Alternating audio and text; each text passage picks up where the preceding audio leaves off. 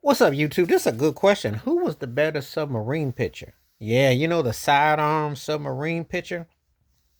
Your choices are Dan Quisenberry and Kent tekulve. Now, if you're an old school baseball fan with Kansas City Royals, Pittsburgh Pirates, you know exactly about these two. And they were popping off around the same time. tekulve came out a little bit before, but he definitely had a distinctive pitcher. He had those glasses. Imagine he was like Don Knotts with glasses, but he could throw that thing. That submarine was no joke. And if you remember, his Pirates cap had all those stars. He was very instrumental in the Pirates World Series championship. He also was an All-Star around that time, and he was inducted to the Pittsburgh Pirates Hall of Fame. He was very distinctive. Kent tekulve was a wiry cat who could sling that sidearm thing. So I definitely, he was very distinctive. Quisenberry, on the other hand, Dan Quisenberry led the league in saves, Fireman of the Year. Remember when they had the Fireman of the Year? That was for relief pitchers. Three-time All-Star.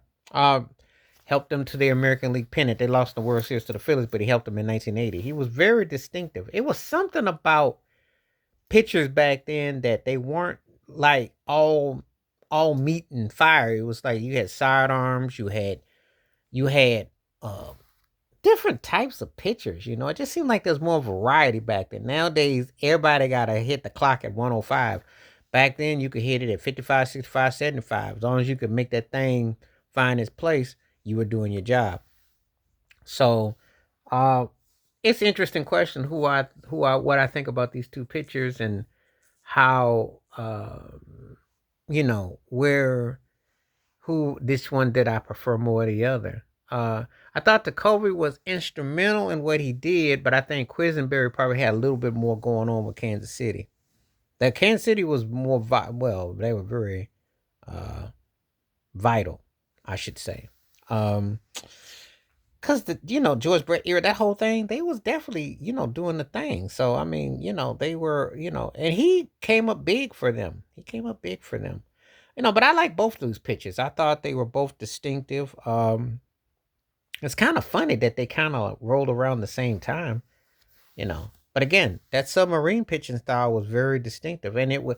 I think Quisenberry's was a bit more quirky because he would do it so fast. It's almost like fast pitch softball, but yet it wasn't softball. It was Major League Baseball, but it's the way he get it. And tekulve, he would hit that pocket. It's almost like when a shortstop throws the ball in onwardly to the second baseman. That's kind of how it is, except you're pitching in motion to the plate and you're delivering pitches. So it was an interesting styling, to say the least. I would definitely say that it's a very unique way of pitching. So I I dug them both. I thought they were similar but different. I think Quisenberry's style was a little bit more quicker. I thought tekulve's, it was a different hit, but I liked them both. I thought they were both you know um, distinctive. So it takes me back though, because I remember those late '70s, early '80s, and why I got to watch both of them pitch. Because if you watch the MLB Game of the Week on NBC, you got to see those cats pitch, and they definitely came up big time. Ironically, Pittsburgh came from behind in that World Series against Baltimore in '79. The We Are Family crew. Kansas City lost that series to Philadelphia with when Pete Rose joined the Phillies.